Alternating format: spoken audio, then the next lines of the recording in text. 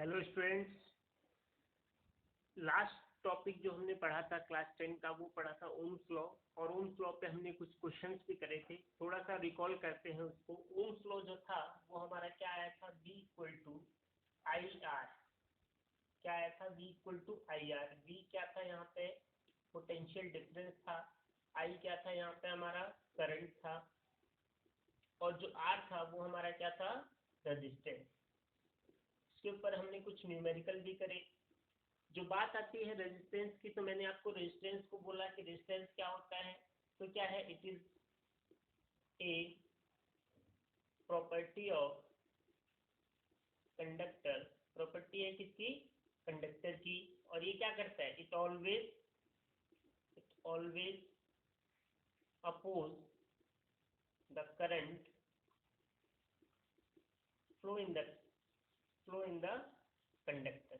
ये बात हुई थी हमारी, ठीक है। आर क्या करता है, हमेशा करंट को अपोज करता है। जो कंडक्टर के अंदर करंट फ्लो हो रहा है उसको अपोज करने की कोशिश करता है। यहाँ से आर की हमने वैल्यू भी निकाली थी फॉर्मूले की हेल्प से। आर क्या आया था यहाँ पे हमारा, तो वो आया था V बाय आई आया था। क्लियर है, यहाँ तक हमारी बात हुई थी। कुछ न्यूमेरिकल भी हमने करे थे। तो आज हम इसके आगे बढ़ेंगे कि एक्चुअली में जो रेजिस्टेंस है ये होता है प्रॉपर्टी मीन्स बाद में 12th क्लास में जाओगे तो आपको ये पता चलेगा कि ये क्या है, एक टाइप का कांस्टेंट है। जो कौन बनाता है, मटेरियल के अंदर कोई भी कंडक्टर है जो मटेरियल से बना होगा, और उस मटेरियल के अंदर कुछ चीजें होती हैं, जैसे एटम्स हो गए, फ्री इलेक्ट्रॉन्स हो गए, और भी बहुत सारी चीजें होती हैं जिसकी वजह से ये रेजिस्टेंस जनरेट होता है। कोई भी कंडक्टर क्या जनरेट करता है, रेजिस्टेंस जनरेट करता है। क्लियर है। तो आज हम एक छोटा सा बात पढ़ते हैं, क्या, ग्राफ की। ग्राफ कैसा होता है, ग्राफ कभी कभी 1 मार्क्स का क्वेश्चन पूछा जाता है ना। Graph between V and I, graph between V and I, V और I के बीच का ग्राफ कैसा बनता है। तो देखिए, अगर हम ग्राफ बनाएं, क्योंकि हम जानते हैं ग्राफ कैसा होता है। एक साइड हम I ले लें, I किसमें होता है, एम्पियर में। I की यूनिट क्या होती है, एम्पियर। एक साइड क्या ले लेंगे हम, V की यूनिट क्या है हमारी, वोल्ट है। और इनके बीच में अगर कोई ग्राफ बन रहा है तो वो ग्राफ किस चीज को रिप्रेजेंट करेगा, इस बात को समझिए। तो देखिए, क्योंकि V इक्वल टू क्या होता है, आई आर होता है। और अगर R की वैल्यू निकालें तो क्या होगा, V बाय आई। तो V बाय आई, V और I के बीच का जो ग्राफ होगा वो किसको रिप्रेजेंट करता है, रेजिस्टेंस को रिप्रेजेंट करता है। तो ध्यान रखिए, ये लाइन हमेशा किसको रिप्रेजेंट करती है, रेजिस्टेंस को रिप्रेजेंट करती है। तो कभी कभी 1 मार्क्स का क्वेश्चन आपके बोर्ड एग्जामिनेशन में पूछ लिया जाता है कि V और I का जो ग्राफ बनाएंगे वो आप किस चीज को रिप्रेजेंट करेगा। तो ध्यान रखिए, V और I के बीच का जो ग्राफ होगा वो किसको रिप्रेजेंट करता है, रेजिस्टेंस को रिप्रेजेंट करता है। क्लियर है। चलिए, और रेजिस्टेंस के बारे में कुछ बातें करते हैं कि रेजिस्टेंस किन किन बातों पर डिपेंड करता है, कौन से फैक्टर हैं जो रेजिस्टेंस को इफेक्ट डालते हैं। तो बहुत अच्छा टॉपिक है, ध्यान रखिएगा। ये क्या, फैक्टर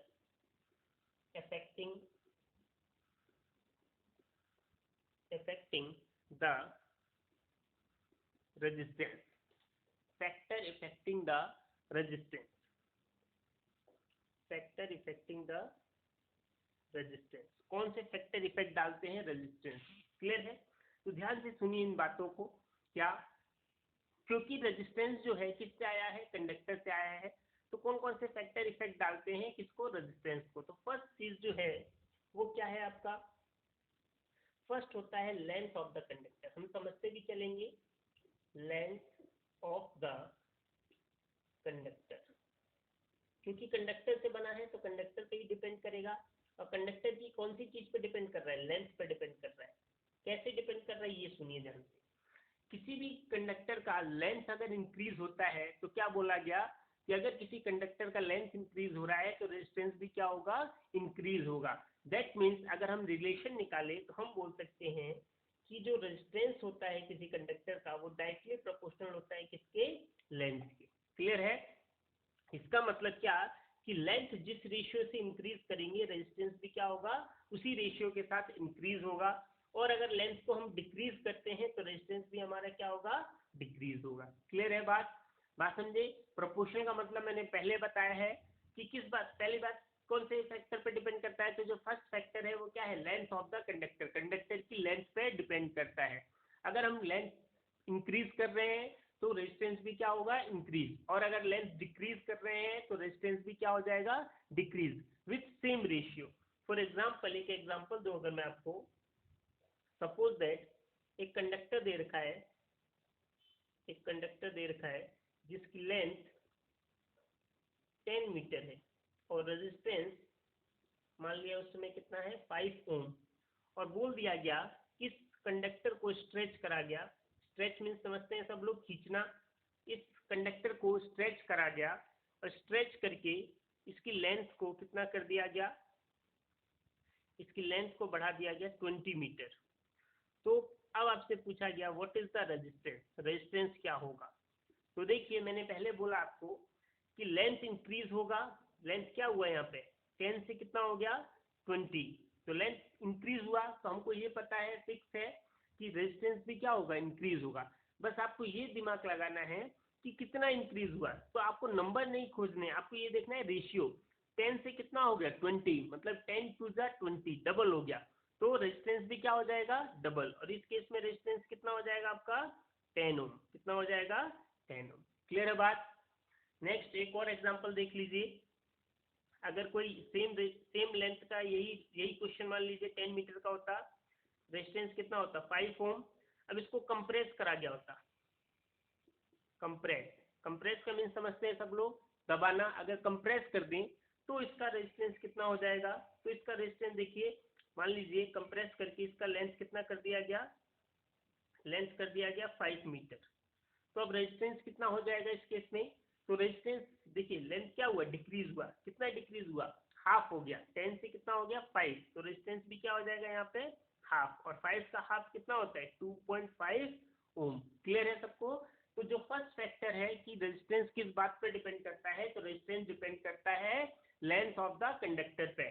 कैसे? प्रोपोर्शनली डिपेंड करता है। अगर रेजिस्टेंस इंक्रीज हो रहा है तो लेंथ भी क्या होगा? इंक्रीज। या हम बोल सकते हैं कि अगर किसी कंडक्टर का लेंथ इंक्रीज हो रहा है तो रेजिस्टेंस भी क्या होगा? इंक्रीज होगा विथ सेम रेशियो होगा। अगर लेंथ डबल हुआ तो रेजिस्टेंस भी क्या हो जाएगा? डबल। अगर ट्रिपल हुआ तो रेजिस्टेंस भी क्या हो जाएगा? ट्रिपल। और अगर कम हो रहा है तो उसी रेशियो के साथ रेजिस्टेंस भी क्या होगा? डिक्रीज होगा। क्लियर है सबको? तो आप लोग इसको नोट लिख लीजिए। क्या मैं बोल देता हूं कि resistance is directly proportional to the length of the conductor. तो यहाँ पे एक लाइन लिख लीजिएगा। मेन चीज ये है कि जो हमने शो करा है कि आर प्रोपोर्शनल टू एल, की जो लेंथ होता है डायरेक्टली प्रोपोर्शनल होता है किसके? रेजिस्टेंस के। क्लियर है? तो सेकेंड चीज हम लिखते हैं, सेकेंड बात क्या है हमारी, कि सेकेंड कौन से पे डिपेंड करता है रेजिस्टेंस? तो जो सेकेंड बात है जिस पर रेजिस्टेंस डिपेंड करता है वो होता है एरिया। अभी हमने लेंथ की बात कर ली, अभी हम बात करेंगे एरिया की कि कैसे डिपेंड करता है। तो जो सेकेंड टर्म है जिसपे रेजिस्टेंस डिपेंड करता है वो होता है एरिया ऑफ द कंडक्टर। किस पर डिपेंड करता है? एरिया पर डिपेंड करता है। ठीक है, कैसे करता है? तो ध्यान रखिए, area resistance inversely proportional to area of the conductor. हम इसको लिख सकते हैं resistance inversely proportional to area of the conductor. Area of the conductor inversely proportional का मतलब मैंने बहुत बार बोला है आपको, क्या कि अगर एरिया इंक्रीज होगा तो रेजिस्टेंस क्या होगा? डिक्रीज। और अगर एरिया डिक्रीज होगा तब रेजिस्टेंस क्या होगा? इंक्रीज। तो ये छोटी बात है, इस चीज को आप समझ लीजिए, क्योंकि अब धीरे धीरे आप आगे क्लासेस में जा रहे हैं, बड़ी क्लासेस में प्रोपोर्शनल इनवर्सली प्रोपोर्शनल का मीनिंग क्या होता है, इस चीज को क्लियर कर लीजिए। क्या कि अगर प्रोपोर्शनल होता है तो सेम रेशियो के साथ इंक्रीज होगा, और अगर इनवर्सली प्रोपोर्शनल होता है तो उल्टा होता है। अगर एक नीचे वाली चीज इंक्रीज कर रहे हैं तो ये सामने वाली चीज क्या हो जाएगी? डिक्रीज हो जाएगी। क्लियर है? जस्ट एक एग्जांपल करते हैं। जैसे देखिए, आप सब लोग आंसर खुद से देने की कोशिश करिएगा अपनी अपनी कॉपी में। सपोज दैट एक कंडक्टर है जिसका एरिया हमको दे रखा है क्या? 10 मीटर स्क्वायर। और उस समय रेजिस्टेंस भी मान लीजिए कितना है? 10 ओम है। इसको मैंने चेंज करा एरिया को और कितना कर दिया, एरिया 20 मीटर स्क्वायर कर दिया। तो what will be the resistance of that conductor. अगर एरिया को हम क्या कर रहे हैं, इंक्रीज कर रहे हैं और कितना कर दे रहे हैं, 20 मीटर स्क्वायर, तो रेजिस्टेंस पे क्या इफेक्ट पड़ेगा। तो आप सब देखिए, पहले एरिया क्या था, 10 मीटर स्क्वायर। 10 मीटर स्क्वायर से कितना हो गया एरिया, 20 मीटर स्क्वायर हो गया। दैट मीन्स डबल हो गया एरिया, क्या हो गया, डबल। तो हमने देखा अभी कि अगर एरिया इंक्रीज होता है तो रेजिस्टेंस क्या होगा, डिक्रीज होगा। यहाँ पे एरिया क्या हुआ, इंक्रीज, तो रेजिस्टेंस क्या होगा, डिक्रीज। और किस रेशियो के साथ डिक्रीज होगा, जिस रेशियो के साथ ये इंक्रीज हुआ है उसी रेशियो के साथ ये क्या होगा, डिक्रीज। तो ये कितना इंक्रीज हुआ, डबल इंक्रीज हुआ, तो ये क्या हो जाएगा, हाफ डिक्रीज हो जाएगा। क्लियर है, इस बात को समझे सब लोग। तो यहाँ पे रेजिस्टेंस कितना हो जाएगा, 5 ओम। कितना हो जाएगा, 5 ओम। क्लियर है, समझ गए सब लोग, ठीक है। एक और एग्जांपल देखिए, आप लोग करिए इस चीज को। मान लीजिए कोई कंडक्टर है, उसका एरिया है 20 मीटर स्क्वायर या 30 मीटर स्क्वायर, कुछ भी हो सकता है। रेजिस्टेंस मान लीजिए उस समय 10 ओम। उसका एरिया मैंने कंप्रेस करके कम कर दिया और कितना कर दिया एरिया, 15 मीटर स्क्वायर। तो रेजिस्टेंस क्या होगा, सब लोग सोचिए और आंसर दीजिए पॉज करके। हो गया, चलिए देखिए। तो एरिया क्या था, 30 मीटर स्क्वायर, अभी एरिया क्या है, 15 मीटर स्क्वायर। एरिया क्या हुआ, कम हुआ। कितना कम हुआ, हाफ हो गया। तो हमको पता है एरिया कम होगा तो रेजिस्टेंस क्या होगा, बढ़ेगा। कितना बढ़ेगा, जितना जिस रेशियो के साथ ये कम हुआ उसी रेशियो के साथ ये क्या होगा, इंक्रीज। और कितने रेशियो के साथ कम हुआ, ये हाफ कम हुआ, तो इंक्रीज कितना होगा, डबल। तो पहले कितना था, 10, तो ये कितना हो जाएगा, 20 ओम। क्लियर है, बात समझ में आई सबको। तो हमने दो बातें पढ़ी कि रेजिस्टेंस कौन कौन सी बातों पर डिपेंड करता है। ये क्वेश्चन आपके एग्जाम में बहुत बार पूछा जाता है, 3 मार्क्स का, ध्यान रखिएगा। और यहाँ से न्यूमेरिकल भी आएंगे कि रेजिस्टेंस किन किन बातों पर डिपेंड करता है या कौन कौन से फैक्टर इफेक्ट डालते हैं रेजिस्टेंस को। तो फर्स्ट फैक्टर हमने पढ़ा लेंथ ऑफ द कंडक्टर, उसके साथ क्या होता है, प्रोपोर्शनली होता है। और सेकंड हमने पढ़ा एरिया ऑफ द कंडक्टर, मतलब रेजिस्टेंस इनवर्सली प्रोपोर्शनल होता है किसके साथ, एरिया के साथ। क्लियर है सबको। अब हम पढ़ते हैं थर्ड फैक्टर। थर्ड फैक्टर क्या है, देखिए थर्ड फैक्टर होता है क्या, material of the conductor. Material of the conductor,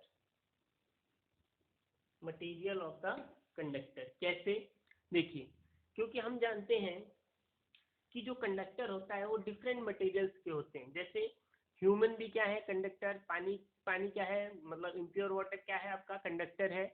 metals क्या है, कंडक्टर्स हैं। Different different metal different different atom से बने हैं, हम सब जानते हैं।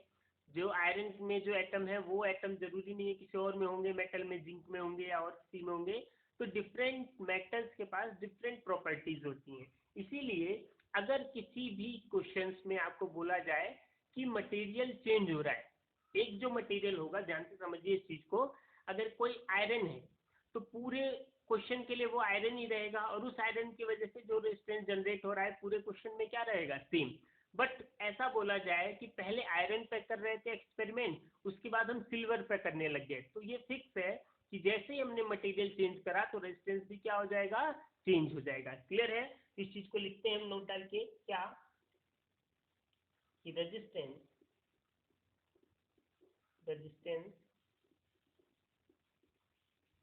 depends on the material because different material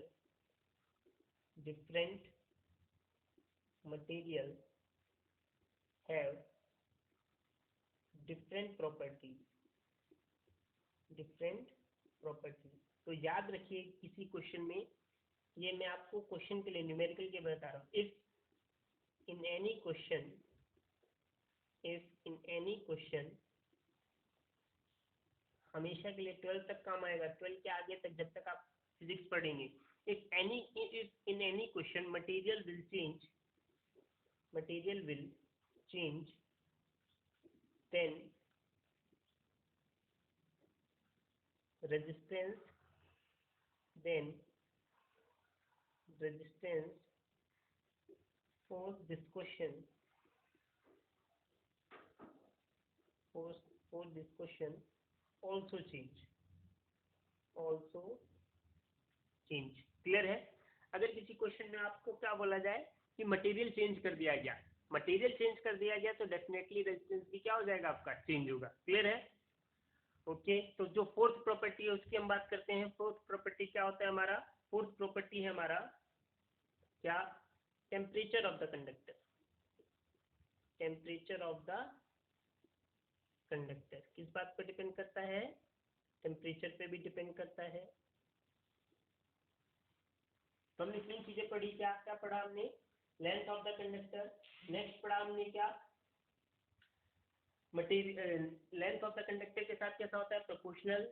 दूसरा पढ़ा हमने area of the conductor, area of the conductor के साथ क्या होता है? एरिया ऑफ द कंडक्टर के साथ इनवर्सली प्रोपोर्शनल होता है। और थर्ड हमने पढ़ा मटेरियल ऑफ द कंडक्टर। अब जो फोर्थ बात पढ़ रहे हैं वो हम पढ़ रहे हैं टेम्परेचर ऑफ द कंडक्टर। तो याद करिए, जब मैंने ओम्स लॉ पढ़ाया था आपको तो बोला था कि जब ओम्स ने एक्सपेरिमेंट करा था तो क्या बोला था उन्होंने?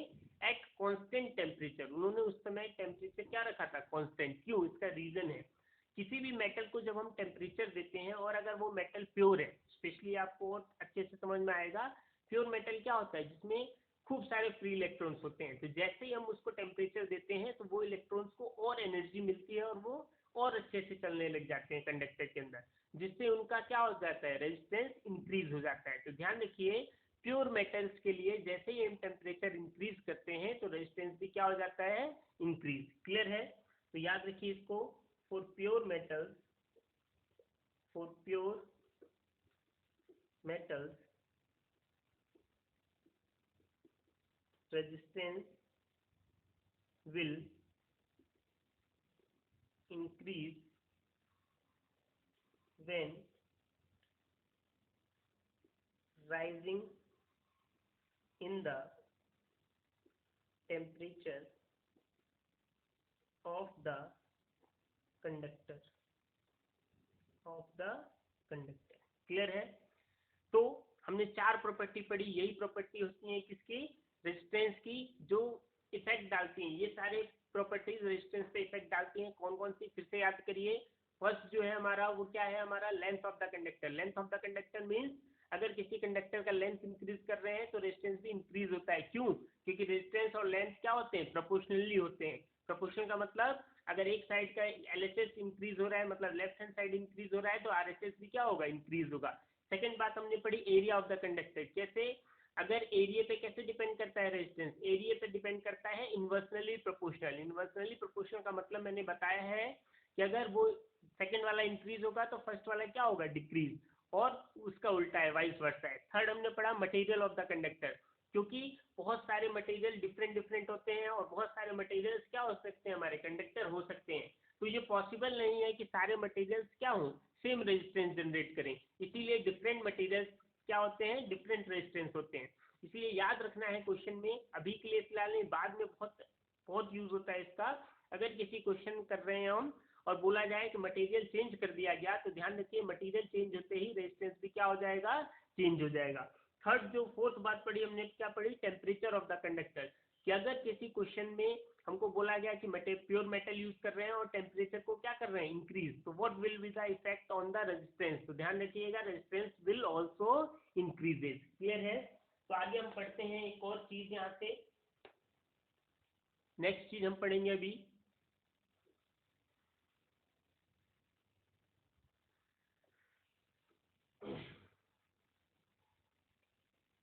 नेक्स्ट जो है इसी से रिलेटेड है एक टॉपिक। क्या है? देखिए,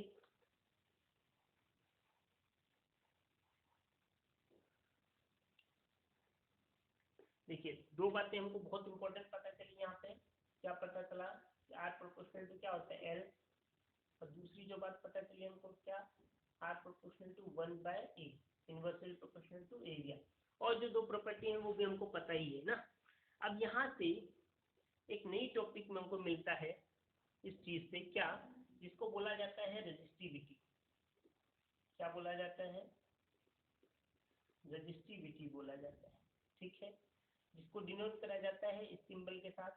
इस सिंबल का नाम क्या है? रो, बट ये किसका सिंबल है? रेजिस्टिविटी का सिंबल। क्लियर है? तो ये कहाँ से आया? देखिए मैं थोड़ा पहले आपको डेरिवेशन की फॉर्म में थोड़ा समझा देता हूँ, फिर बोलने को तो बोल सकते हैं। क्या? देखिए दो इक्वेशन हमको मिली थी यहाँ पे, R proportional to L, R proportional to 1/a। अगर इनको कंबाइन करें, so combine equation 1 and 2 combine करो तो क्या होगा? देखो R proportional to L divided by क्या हो जाएगा? ए। ठीक है, प्रोपोर्शन साइन हटता है तो हमेशा क्या आता है? इक्वल टू, और साथ में एक कांस्टेंट आता है। तो कांस्टेंट क्या आ गया? रो। यहाँ पे एक कांस्टेंट आ गया, क्या आ गया? रो आ गया। यही रो आपका क्या है? रेजिस्टिविटी है। फिर से देखिए, जो रो है आर इक्वल टू कितना आया? रो एल बाय ए आया। और इसको हम कैसे लिख सकते हैं? रो आर इधर जाएगा तो क्या हो जाएगा? आर इंटू ए बाय क्या हो जाएगा? एल। क्लियर है? तो ये रेजिस्टिविटी का आपको फॉर्मूला मिला। आपको डेरिवेशन करने की जरूरत नहीं है, आप डायरेक्ट याद रख सकते हैं। रेजिस्टिविटी क्या होता है? R into A by L होता है। क्लियर है? ये तो हो गया मैथमेटिकल की बात। अब कॉन्सेप्ट वाइज समझते हैं कि रेजिस्टिविटी क्या होता है। तो ध्यान से देखिए, रेजिस्टेंस जो चार चीजों पे डिपेंड करता था, लेंथ पे, एरिया पे, मटेरियल पे और टेम्परेचर पे। उनमें दो ऐसी चीजें हैं जो अगर फिक्स हो जाए तो चेंज नहीं होती, मटेरियल और टेम्परेचर। लेंथ और एरिया तो आप अपने हिसाब से चेंज कर सकते हैं कभी भी, जब भी आप एक्सपेरिमेंट कर रहे हैं। अलग अलग लेंथ के वायर यूज करेंगे तो लेंथ ऑटोमेटिक क्या हो जाएगा? चेंज हो जाएगा। एरिया भी क्या हो जाएगा? चेंज। बट एक जो चीज जो कांस्टेंट कर सकते हैं परमानेंट थ्रू द एक्सपेरिमेंट, वो होता है मटेरियल और कांस्टेंट, मटेरियल और सॉरी टेम्परेचर। तो इन दोनों कांस्टेंट से मिलके कांस्टेंट बना, जिसको क्या बोला गया? रेजिस्टिविटी बोला गया। क्या है? अगर हम इसको सिंपल समझे तो इसको हम डेफिनेशन क्या देंगे? It is the intrinsic property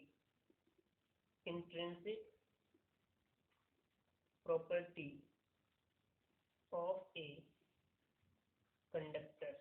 ये भी क्या है? इंट्रिंसिक प्रॉपर्टी है। ठीक है, depend on the resistance.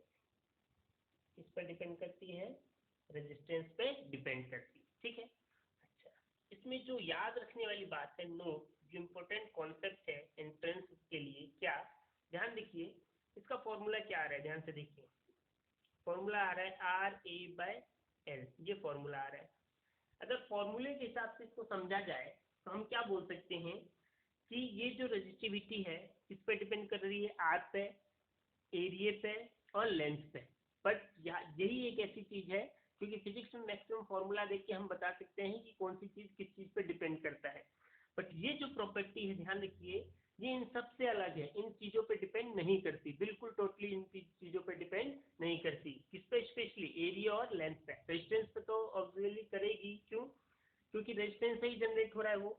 Area और लेंथ पे डिपेंड नहीं करती। किस बात पे डिपेंड करती है? तो इस नोट डाल के लिख लीजिएगा। कभी कोई एक मार्क्स का पूछता है, 1 मार्क्स का, क्या?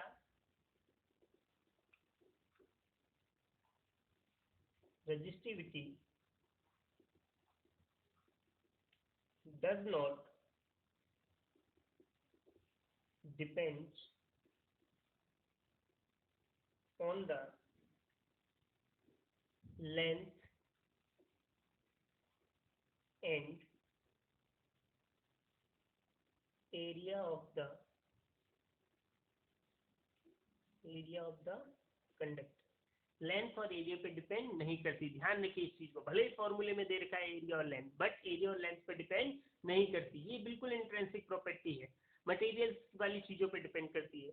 It depends it depends on the material and temperature of the conductor। बात समझे? तो बहुत इंपॉर्टेंट बात है, ध्यान रखिएगा। 1 मार्क्स का बहुत बार एग्जाम में पूछा जाता है। फॉर्मूले में है एरिया और लेंथ, फिर भी ये एरिया और लेंथ पे डिपेंड नहीं करती। कॉन्सेप्ट वाइज बिल्कुल अंदर की है। जैसे देखो, जब 12 में जाओगे तब आपको बात समझ में आएगी कि जो रेजिस्टिविटी होता है नंबर ऑफ इलेक्ट्रॉन्स होते हैं, उसमें बहुत सारी बातें आएंगी, उन सब चीज़ों पर डिपेंड करता है। यदि आपके वो डेरिवेशन नहीं है बट बाद में आप समझोगे। बट इस चीज़ को आप याद रख सकते हो कि जो रेजिस्टिविटी होती है totally depends on material and temperature, और उसका एरिया लेंथ से मतलब नहीं है। तो एक छोटा सा मैं एग्जांपल देता हूँ।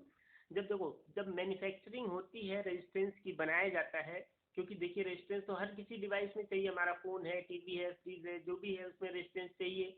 तो जब रेजिस्टेंस, स्पेशली इलेक्ट्रॉनिक्स जो बहुत छोटी छोटी चीज़ें होती हैं, जब किसी कंपनी में मैन्युफैक्चरिंग होता है रेजिस्टेंस का, तो क्या करा जाता है कि हम अलग अलग, हर अब अलग अलग हमको रेजिस्टेंस बनाना है, तो इस केस में हम क्या करते हैं, मटेरियल और टेम्परेचर को फिक्स कर देते हैं।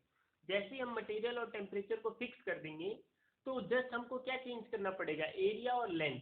तो यहाँ पे रेजिस्टेंस इजिली यहाँ से आ जाएगा। क्यों? क्योंकि रेजिस्टेंस देखो, ये फिक्स हो गया, तो इसमें दोनों आ गया, टेम्परेचर और आपका क्या आ गया, मटेरियल फिक्स हो गया। जस्ट आपको किसका रेशियो निकालना है, लेंथ बाय एरिया। इस चीज़ को समझो, आप थोड़ा सा दिमाग लगाओ अगर, तो लेंथ और एरिया का रेशियो निकालते निकालते हम क्या बना सकते हैं, जितने भी मन मर्जी हो उस टाइप का रेजिस्टेंस बना सकते हैं। क्योंकि फिर हमको ये टेंशन नहीं होगा कि मटेरियल क्या होगा, टेम्परेचर क्या होगा, क्योंकि उसके लिए हमने एक फिक्स कर लिया, एक मटेरियल ले लिया, एक टेम्परेचर ले लिया, और उसके हिसाब से हमने इसको कांस्टेंट कर दिया। ये कांस्टेंट हो गया, इसका रेशियो चेंज करते जाओगे तो रेजिस्टेंस भी क्या हो जाता, होता रहेगा, चेंज होता रहेगा। और डिफरेंट टाइप्स ऑफ हम रेजिस्टेंस प्रोड्यूस कर सकते हैं, प्रोडक्शन कर सकते हैं इन द इंडस्ट्री। ठीक है, तो वहाँ पे ये फैक्टर बहुत यूज होता है इंडस्ट्रियल यूज पे। तो इसीलिए इम्पोर्टेंट है हमारे एप्लीकेशन में भी, क्योंकि हम जो भी पढ़ाई कर रहे हैं किस लिए कर रहे हैं, कि बाद में जाके हम फ्यूचर में कुछ हम नया कर सकें, कुछ अच्छा कर सकें, चीज़ों को समझ सकें कि कैसे हो रही हैं चीज़ें। क्लियर है? तो आज के लिए इतना है। कुछ भी इसमें डाउट है तो आप प्लीज़ कमेंट करिए, पूछिए, डायरेक्ट क्लास में आप फ़ोन कर सकते हैं। और अच्छा लगे तो इसको लाइक करिए, वीडियो को ज़रूर, और सब्सक्राइब करिए चैनल को। ठीक है, थैंक यू।